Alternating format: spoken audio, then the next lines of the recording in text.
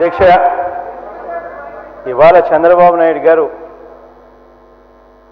పుష్కర ఘాట్ వద్ద చనిపోయిన ఆ 29 మందికి సంబంధించి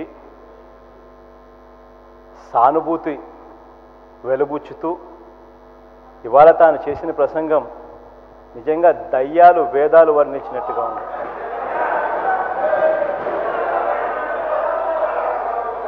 చంద్రబాబు నాయుడు గారు సాక్షాత్తుగా దగ్గర ఉండి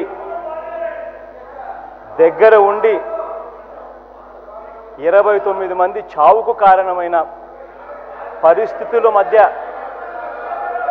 ఇవాళ ఆయన నివాళులు అర్పిస్తూ ఉంటే నిజంగా ఏమనాలో కూడా అర్థం కాని పరిస్థితి.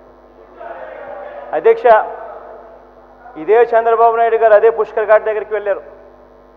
అక్కడ విఐపీల కోసం అని చెప్పి ప్రత్యేకంగా కొన్ని ఘాట్లు పెట్టారు. దాదాపుగా విఐపీ ఘాట్ల కోసమే ఏదైతే కేటాయింపులు చేశారో అక్కడే సరస్వతి ఘాట్ అని చెప్పి దానికి నామకరణం కూడా చేసి ఎవరైతే విఐపీలు ఉంటారో వాళ్ళు సామాన్యులకు ఎవరికి కూడా అంతరాయం కలిగించకుండా ఉండేందుకు వాళ్ళంతా సరస్వతి ఘాట్కు వెళ్ళి అక్కడైతే పాసులు ఇస్తారు. సామాన్యులు ఎవరికి డిస్టర్బెన్స్ ఉండదు. సామాన్యులందరూ వేరే ఘాట్లలో స్నానాలు చేస్తారు, పూజలు చేసుకుంటారు.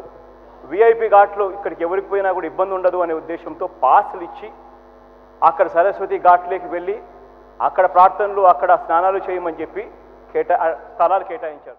ఇన్ని చర్యలు చేపట్టినప్పటికీ ఇవన్నీ జరగడం పట్ల నేను బాధపడుతూ మరొకసారి మృతుల పట్ల ప్రగాఢ సానుభూతి సంతాపం తెలియజేస్తూ వారి కుటుంబాలకి నా సానుభూతి తెలియజేసుకుంటూ వారి ఆత్మకు శాంతి చేకూర్చాలని భగవంతుడిని మనస్ఫూర్తిగా ప్రార్థిస్తూ ఈ తీర్మానాన్ని మీ ముందు ప్రవేశపెడతాను అధ్యక్ష.